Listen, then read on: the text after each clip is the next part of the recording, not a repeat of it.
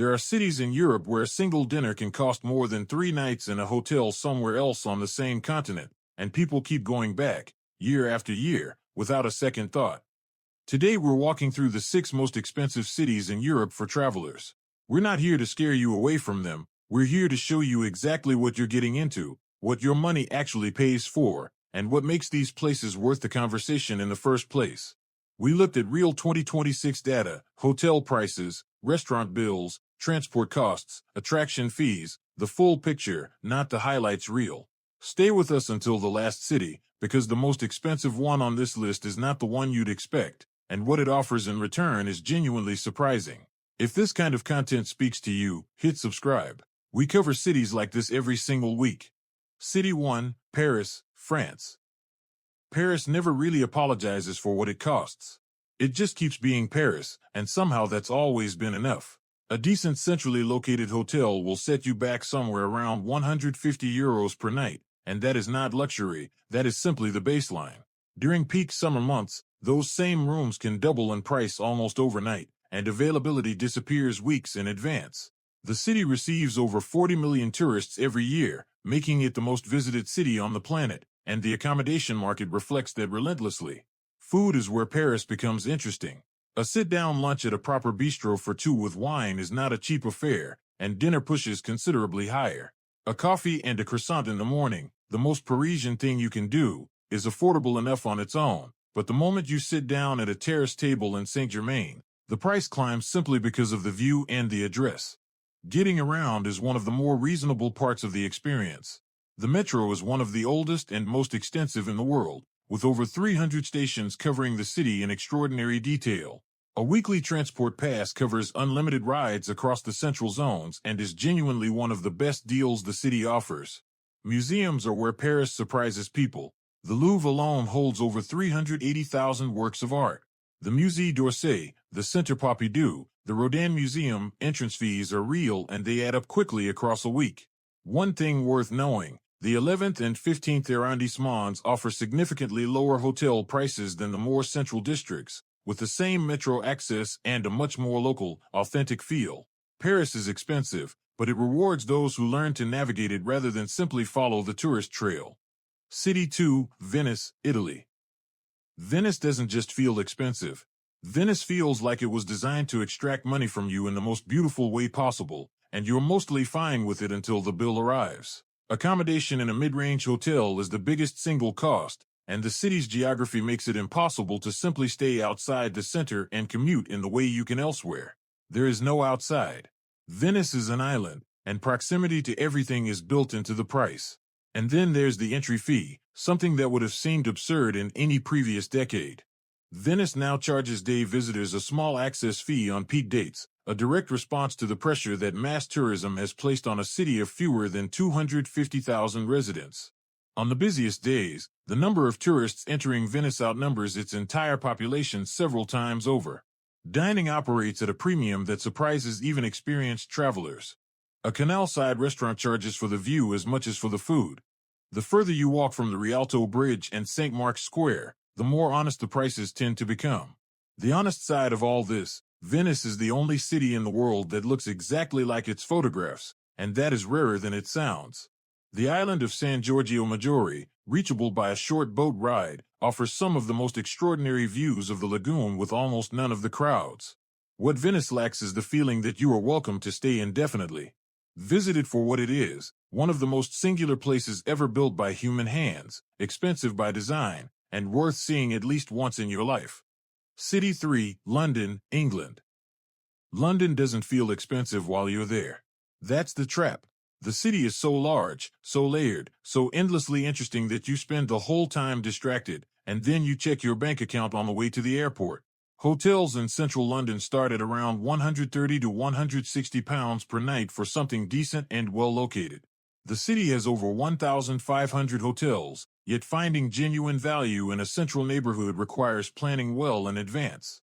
The food scene is where London genuinely earns its cost. Home to one of the most diverse culinary landscapes in the world, you can eat food from almost every country on earth within a single square mile in certain neighborhoods.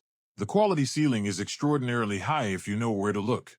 Transport is manageable if you use it correctly.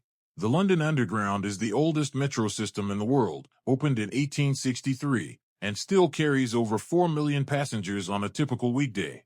Using a contactless card caps your daily spending automatically, a genuinely useful safeguard. Taxis are a fast way to spend more than intended. Avoid them when possible. One of the city's real advantages, an enormous number of its best experiences are completely free. The British Museum, the National Gallery, the Tate Modern, the Natural History Museum, all free to enter. Hyde Park alone is larger than the entire Principality of Monaco. The hidden cost nobody warns you about is the small daily spending. A pint in a central pub, a glass of wine with dinner, a market snack, individually small, collectively significant. London is the kind of city where you can spend freely without ever making a single extravagant decision. City 4, Copenhagen, Denmark.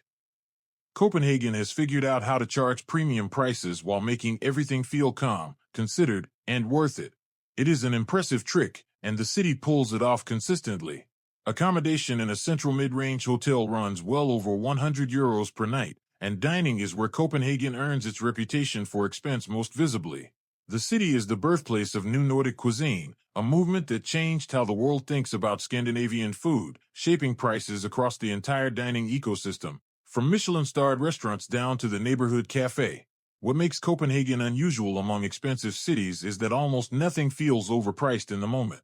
The design of the city, the architecture, the public furniture, the cycling infrastructure has been considered with a level of care that most cities simply don't apply to public space. Over 60% of residents commute by bicycle every single day, rain or shine. The Nyhavn Canal, those famous colorful waterfront buildings, is beautiful, but every restaurant along it charges the premium that comes with the view. The Kotbayan district, the old meatpacking area, offers much better food at more honest prices with a crowd that actually lives there. Something genuinely surprising, Copenhagen has more Michelin-starred restaurants per capita than almost anywhere else in Europe. Noma, named the best restaurant in the world multiple times before closing in 2024, put this city permanently on the global culinary map, and its legacy lives in almost every serious kitchen here now. The metro runs 24 hours a day, every day of the year. Copenhagen rewards visitors who slow down and pay attention. The cost is real, but so is the quality of what you receive in return. City 5, Oslo, Norway. Oslo is the kind of city that makes you do a quick mental calculation every time you order something. And then you order it anyway, because you're in Oslo and the surroundings make it feel justified. A beer at a bar costs more than a full meal in several other European countries. Even a fast food combo runs somewhere around 15 to 18 euros. These are not outliers, they are the everyday numbers, and they apply to visitors and residents alike. Here's what most travel content doesn't say clearly enough. Oslo's prices exist because Norway has built one of the most functional societies on the planet. The infrastructure is extraordinary. The streets are clean and safe at almost any hour. The Oslofjord stretches directly from the city center, and the forests, called the Marka, begin almost at the city's edge, covering vast areas of hiking and ski trails, all accessible by public transport. The Vigeland Sculpture Park is one of the most remarkable public art installations in the world. Over 200 bronze, granite, and cast iron sculptures created by a single artist, Gustav Vigeland, arranged across a vast parkland, and it's completely free. The Viking Ship Museum holds some of the best preserved Viking vessels ever discovered, over 1,000 years old and still astonishing in person. Oslo rewards visitors who embrace it rather than fight its pricing logic. Plan around the free experiences, eat lunch as your main meal, and let the city reveal itself at its own pace. It will surprise you in ways that have nothing to do with money. City 6, Zurich, Switzerland. And here is the city that changes everything you thought you understood about expensive. Zurich is the most expensive city in Europe for daily tourist spending in 2025. A coffee and a pastry in the morning runs around 7 euros. A sit-down dinner for two at a mid-range restaurant will cost well over 100 euros. Even buying groceries costs more here than eating at a restaurant in some cities we covered earlier. But here's what nobody tells you before you go. Zurich might be the most functionally perfect city you will ever visit. The public transport runs with a precision that feels almost philosophical. Trams, trains, buses, all arriving exactly when they say they will. The lake, the Zurich Sea, is so clean that people swim in it during summer, in the middle of a city of 500,000 people. The old town, Altstadt, is one of the best preserved medieval city centers in Europe. Its narrow ancient streets coexisting quietly with one of the most important financial centers in the world operating just blocks away. The surrounding Alps are visible on clear days from the city itself. The chocolate and the cheese are not tourist gimmicks. They are part of a food culture that takes quality seriously at every level. One local insight worth knowing: eating picnic style by the lake is not a budget compromise in Zurich. It is what residents genuinely do. The quality of the food is exceptional, and the view of the mountains is, arguably, one of the best meals the city has to offer. Zurich earns its price tag more completely than any other city on this list. If you go, you will understand why people return. 6 cities. 6 very different arguments for why spending a lot of money in one place can make complete sense. None of them are for every traveler, but all of them are worth understanding, because knowing what a place truly costs, and why, is the first step to deciding whether it's worth it for you. That's what we do here at City Pulse. Every week, a new city, a new story. See you in the next one.